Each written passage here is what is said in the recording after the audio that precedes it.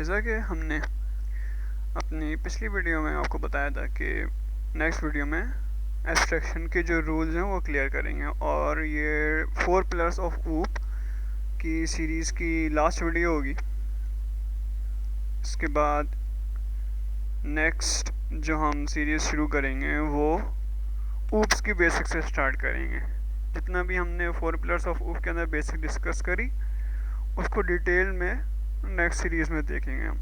ठीक है, अभी ये सीरीज़ का लास्ट पार्ट है, तो आगे बढ़ते हैं लेक्चर की तरफ। देखें, सबसे पहला रूल क्या है? You can declare an abstract class using abstract keyword. आपकी जो क्लास है एब्स्ट्रैक्ट की, उसमें एब्स्ट्रैक्ट का कीवर्ड होना ज़रूरी है।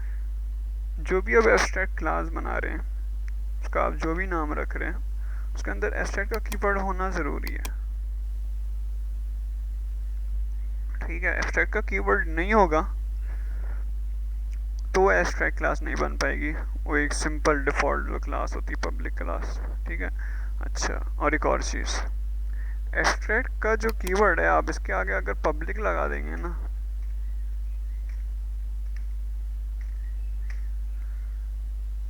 अगर आप पब्लिक लगा देंगे तो ये क्लास पब्लिक नहीं हो पाएगी।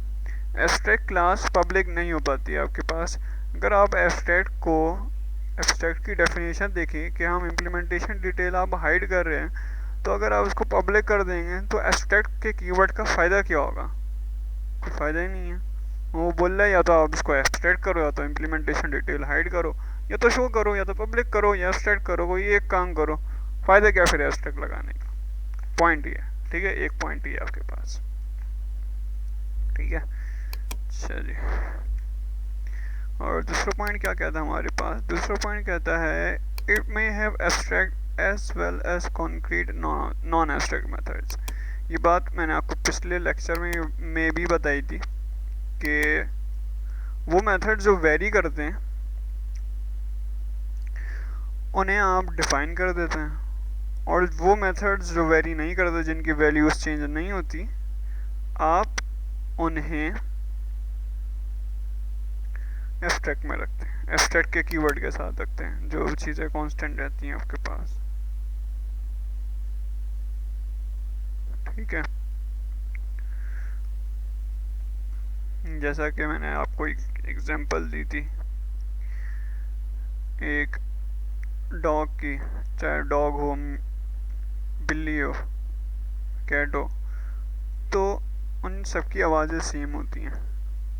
ठीक है, पिच डिफरेंट हो सकती है आपके पास, आवाज़ की पिच डिफरेंट हो सकती है, और उस जानवर का इंटेलेक्ट लेवल अलग हो सकता है। ठीक है, ये मैंने आपको एग्जांपल दी थी।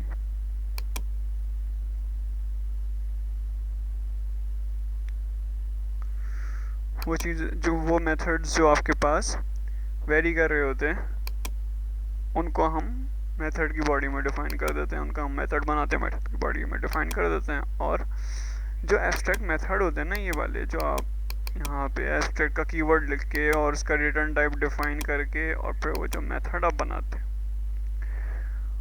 उस मेथड के अंदर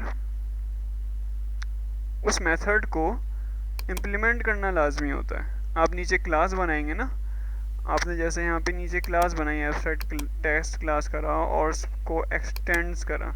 एब्स्ट्रैक्टर जो आपकी क्लास, आपने एब्स्ट्रैक्ट की क्लास बनाई है, एब्स्ट्रैक्शन के पिछले लेक्चर में बताया था मैंने कि एब्स्ट्रैक्ट क्लास होती है उसको एक्सटेंड्स करते हैं, उसका ऑब्जेक्ट नहीं बनता। ठीक है, ऑब्जेक्ट पॉसिबल नहीं होता, ये भी पॉइंट है, ये मैंने क्लियर कर दिया आपको। ठीक है, इसके आप जो एक्सटेंड्स हो गया ये। ठीक है, एक्सटेंड्स होने के बाद वो मेथड जो आपने एब्स्ट्रैक्ट से बनाया था, एब्स्ट्रैक्ट वॉइड मेथड 3, ठीक है, ये आपने मेथड बनाया था, आपने इसको इम्प्लीमेंट कर दिया, और वो मेथड जो कि वेरी करते हैं उस पर ये आपको एरर नहीं देगा। ठीक है ना, उस पर ये एरर बिल्कुल भी नहीं देगा। क्यों नहीं देगा ये एरर? क्योंकि वो एब्स्ट्रैक्ट के अंदर मौजूद नहीं है आपके पास। आपने सिंपल जो है ना, आपने मेथड बनाए हुए हैं, ठीक है, आपने सिंपल मेथड बनाए हुए हैं उसके एब्स्ट्रैक्ट क्लास के अंदर। अब यहाँ पे लाके इसको कुछ भी डिफाइन कर दें, कोई भी लॉजिक डिफाइन कर दें इस मेथड की। ठीक है, स्टैटिक देखें यहाँ पे जो है ना, स्टैटिक वॉइड, स्टैटिक वाले की ओवरराइडिंग नहीं होगी। ठीक है, जो विदाउट स्टैटिक है मेथड उसकी ओवरराइडिंग होगी। यहाँ पे ओवरराइडिंग भी हो रही है। ठीक है, क्योंकि ओवरराइडिंग किस लिए, किस वजह से हो रही है, क्योंकि इनहेरिटेंस हो रही है। इनहेरिटेंस जो है हो रही है यहाँ पे। और इनहेरिटेंस की आप जब लेक्चर वीडियो देखेंगे तो आपको इनहेरिटेंस का पता चलेगा मेरी, कि मैंने किस तरीके से बताई थी आपको इनहेरिटेंस। ठीक है, एक्सटेंड्स के बाद जो होता है वो पेरेंट क्लास होती है। इनहेरिटेंस की वजह से ओवरराइडिंग होती है। अगर इनहेरिटेंस ना हो तो ओवरराइडिंग नहीं होगी। ये सारी तमाम डिटेल मैंने आपको लेक्चर में बताई थी। अगर आपको नहीं पता इनहेरिटेंस तो आप मेरी लेक्चर वीडियो देखें इनहेरिटेंस वाली। अच्छा, कॉर रूल, यह भी पॉइंट हमने क्लियर करा है। An abstract class can have static methods. जो एब्स्ट्रैक्ट क्लास है आपके पास वो स्टैटिक और फाइनल जैसे मेथड्स को अलाउ करती है कि वो बन सकते हैं उसके अंदर।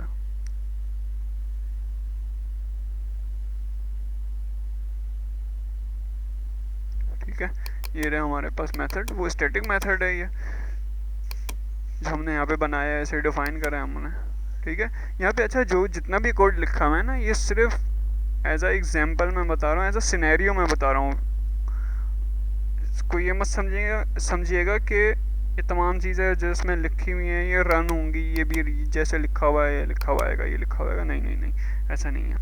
ठीक है, ये सिर्फ एग्जाम्पल है, एक सिनेरियो बना हुआ है। तो अच्छा, तीसरा पॉइंट इसका देखते हैं। हाँ, ये अभी हमने देख लिया, स्टैटिक मेथड्स कंटिन्यू कर सकते हैं। Abstract class can also have constructors. अच्छा, बात आई कंस्ट्रक्टर्स पे। अच्छा, देखें, कंस्ट्रक्टर की आपके पास ओवरलोडिंग हो सकती है इसके अंदर, सही है, और एब्स्ट्रैक्ट क्लास कंस्ट्रक्टर कंटेन कर सकती है। ठीक, हमने यहाँ पे एक कंस्ट्रक्टर बनाया जिस जो क्लास होती है कंस्ट्रक्टर उसी के नाम का बनता है। लेकिन मेथड और कंस्ट्रक्टर में फ़र्क ये है कि इसकी कोई रिटर्न टाइप नहीं होती। अगर मैं यहाँ पे लिखूँ ना, जैसे पब्लिक, अगर मैं यहाँ पे वॉइड लिख दूँ, ठीक है, ये मेथड बन जाएगा। अब ये कंस्ट्रक्टर नहीं रहेगा, कंस्ट्रक्टर ख़त्म हो गया। अगर मैं यहाँ पे वॉइड हटा देता हूँ तो ये कंस्ट्रक्टर है, ये कंस्ट्रक्टर है आपके पास। अगर मैं यहाँ पे इंट लिख देता हूँ तो मुझे यहाँ पे रिटर्न टाइप मांगेगा, बोलेगा मेथड के अंदर भाई रिटर्न टाइप तो दो, रिटर्न टाइप है ही नहीं। ठीक है, तो विदाउट कोई ना इसकी रिटर्न टाइप वाला मेथड होता है, ना विदाउट रिटर्न टाइप वाला इसका मेथड। वो ना इस पे वाइड लगाते हैं जो कि विदाउट रिटर्न टाइप है, ना इस पे इंट लगाते हैं जो कि रिटर्न टाइप है। कोई रिटर्न टाइप नहीं होती कंस्ट्रक्टर की, ये बात आप याद रखिएगा। कंस्ट्रक्टर की कोई भी रिटर्न टाइप मौजूद नहीं है, ना होती है ना होगी। सही है। अच्छा,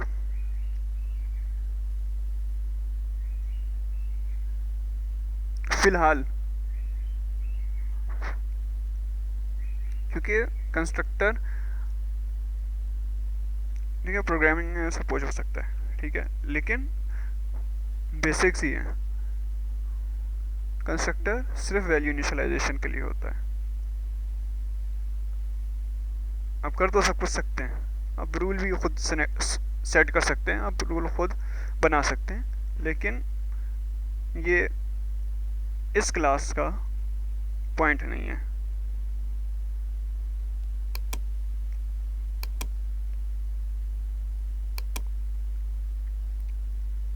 अच्छा, हमने यहाँ पे सिंपल कंस्ट्रक्टर की ओवरलोडिंग कर दी है। आपने अगर ओवरलोडिंग का मेरा लेक्चर देखा होगा तो आपको समझ आएगा कि ये ओवरलोडिंग किस तरीके से हुई हुई है।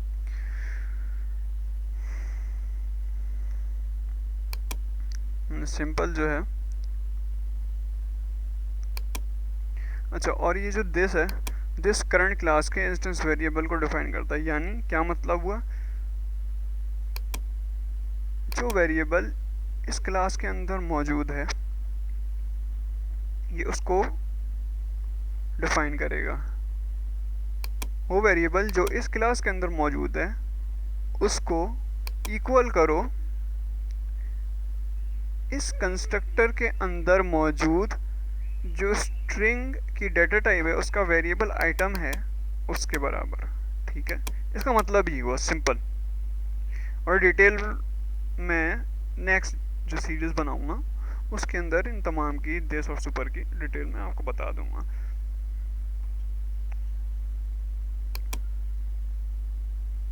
इसी तरीके से जो है हमने 2 पैरामीटर वाला कंस्ट्रक्टर बना दिया और ये डिफ़ॉल्ट कंस्ट्रक्टर ये होना लाजमी है। ना हो कोई प्रॉब्लम नहीं है, लेकिन एब्स्ट्रक्शन का जो है रूल कहता है कि एक डिफ़ॉल्ट कंस्ट्रक्टर आप रखें।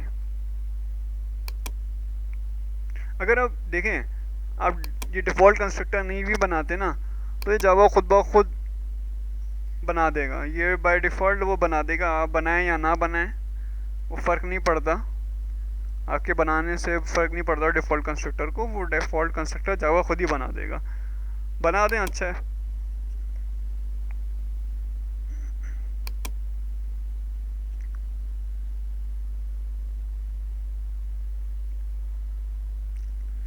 अच्छा जी, देखिए मैंने अभी आपको बताया था थोड़ी देर पहले, अगर आपने सुना हो, वी कांट इंस्टेंशिएट और create an object of an abstract class.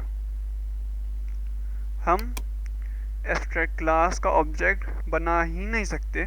Object वो एब्स्ट्रैक्ट क्लास का ऑब्जेक्ट हम क्यों नहीं बना सकते, ये मैंने आपको पिछली वीडियो में, अगर आपने एब्स्ट्रैक्शन की देखी होगी और इंटरफेस की देखी होगी वीडियो मेरे लेक्चर की, तो उसमें मैंने बताया था क्यों। खैर मैं दोबारा रिपीट कर देता हूँ, वो इसलिए क्योंकि वो उसके अंदर मैंने डिटेल से बताई थी। ठीक है, इसके अंदर मैं आपको बता रहा हूँ इसलिए नहीं बना सकते क्योंकि एब्स्ट्रैक्ट की क्लास ऑलरेडी हिडन होती है। अगर क्लास ही हिडन हुई हुई है, जो क्लास आपको नज़र नहीं आ रही, उसका ऑब्जेक्ट किस तरीके से बनेगा। इसकी जो डिटेल है वो मैंने अपने एब्स्ट्रैक्ट और इंटरफेस के लेक्चर में आपको बताई है। ठीक ठीक हो गया। ओके, छठा पॉइंट क्या है, अ class divided from the abstract parent class must implement each method that is declared an abstract in parent class, otherwise this will be compilation error। देखें, मैंने अभी आपको पॉइंट बताया था कि वो चीज़ें जो एब्स्ट्रैक्ट मेथड जिसको हमने एब्स्ट्रैक्ट लिख के और उसकी रिटर्न टाइप डिफाइन करी है और उस मेथड का नाम, इसे इम्प्लीमेंट करना जो है लाजमी है। अगर आप इसको इम्प्लीमेंट नहीं करेंगे तो ये एरर दे देगा, जैसा कि अभी हम करते हैं। हम इसको कर देते हैं कमेंट, कंट्रोल और क्वेश्चन मार्क वाली की, ये हो गया कमेंट। ठीक है, और इसने दे दिया यहाँ पे एक अदद एरर। क्या बोला भाई, the abstract testing must be implemented and inherit abstract method. ठीक है, ये बोल रहा है कि ये मेथड्स को जो है इम्प्लीमेंट करना लाजमी है। सही है ना। हम कर देंगे ऐड, इस पर क्लिक करेंगे, इस लाल बल्ब पे क्लिक करेंगे और इस पर लिख देंगे ऐड अनइम्प्लीमेंटेड मेथड्स, और ये हो गया, और ये हो गया इम्प्लीमेंट। ठीक है, कहाँ ये हाँ ये देखिए यहाँ पे ये इम्प्लीमेंट हो गया। सही है, और इसको कर देंगे हम सेव। इसको कर दिया हमने सेव। आपका छठा पॉइंट भी पूरा हो गया। सातवां पॉइंट आपका क्या कहता है, if the drive class does not implement all the abstract methods of the parent class, then the drive class must also declare itself as abstract।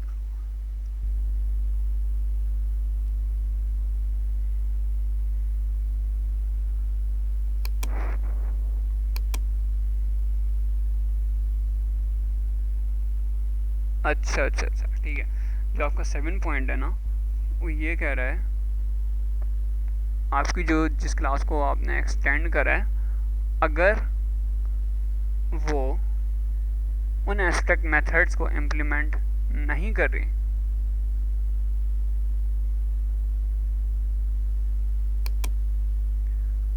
उस क्लास को भी एब्स्ट्रैक्ट कर दें,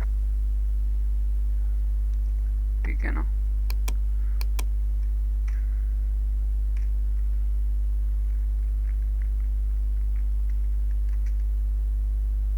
ठीक है, वो ये बोल रहा है, वो ये बोल रहा है कि अगर आपने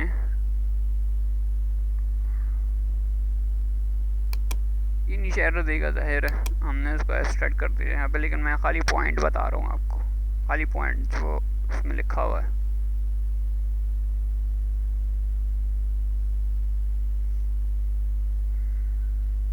ठीक है, अगर आपने यहाँ से ये हटा दिया तो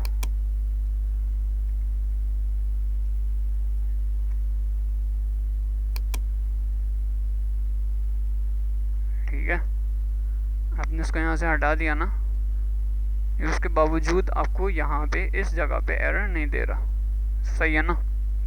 कहना बस ये चाह रहे हो उस पॉइंट के अंदर, ये रूल है। ये भी एक एब्स्ट्रैक्ट क्लास बन गई, यानी कि आपके पास दो एब्स्ट्रैक्ट क्लास आ गई, ठीक है ना, इतनी सी बात है। अब यहाँ से इसको अनकमेंट कर दें, यहाँ से इसको अनकमेंट करें और जो है इस पे से एब्स्ट्रैक्ट हटा दें, नीचे से एरर ख़त्म हो जाएगा, इतनी सी बात है, ठीक है। क्योंकि एब्स्ट्रैक्ट क्लास का ज़ाहिर है ऑब्जेक्ट नहीं बनता, तो नीचे फिर वो हमने ऑब्जेक्ट बनाया हुआ है, ठीक है ना, ऑब्जेक्ट बनाया हुआ है, तभी ये इसका ऑब्जेक्ट का एरर दे रहा था कि भाई वो क्लास जो नज़र नहीं आ रही है आप उसका क्यों ऑब्जेक्ट बना रहे हो, ठीक है ना, बस ये बात है, ठीक है। और ये पब्लिक का मैंने आपको बता दिया था कि क्लास जो है पब्लिक, एब्स्ट्रैक्ट क्लास जो है पब्लिक नहीं हो सकती, क्योंकि उसका ऑब्जेक्ट नज़र, हमें उसकी क्लास नज़र नहीं आ रही तो उसका ऑब्जेक्ट भी नहीं बन सकता, सिंपल इज़ दैट। और वो पब्लिक करने का उसको फ़ायदा नहीं है, ये पॉइंट मैं क्लियर कर सकता हूँ, ठीक है।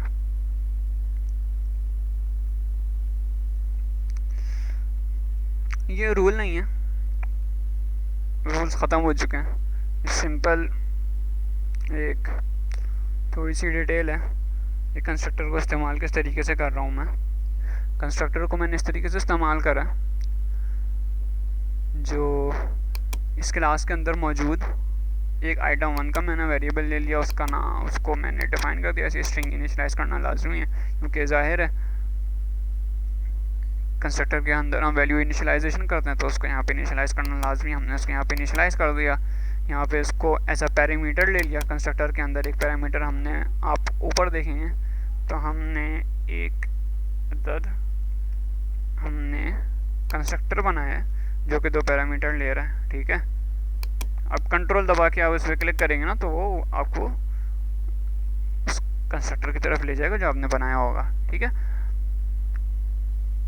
आइटम 2 का हमने वेरिएबल बनाया, आइटम 2 को इनिशियलाइज करा हमने, इनिशियलाइज करके यहाँ पे बोल दिया भाई ये 2 चीज़ें इनिशियलाइज करो, और बस सिंपल इस एब्स्ट्रैक्ट इस कंस्ट्रक्टर के अंदर जो एक हमने आर्ग्यूमेंट दिया है, अच्छा आर्ग्यूमेंट और पैरामीटर के अंदर ये फ़र्क है, जब आर्ग्यूमेंट जब होता है जब आप कोई मेथड या कंस्ट्रक्टर बना रहे होते हैं उसके अंदर आप पैरामीटर देते हैं, स्ट्रिंग 1 स्ट्रिंग 2 करके, जैसे यहाँ पे है, जैसे यहाँ पे है, ये एक पैरामीटर आपने डिफ़ाइन करा, ये दूसरा पैरामीटर आपने डिफ़ाइन करा, ठीक है।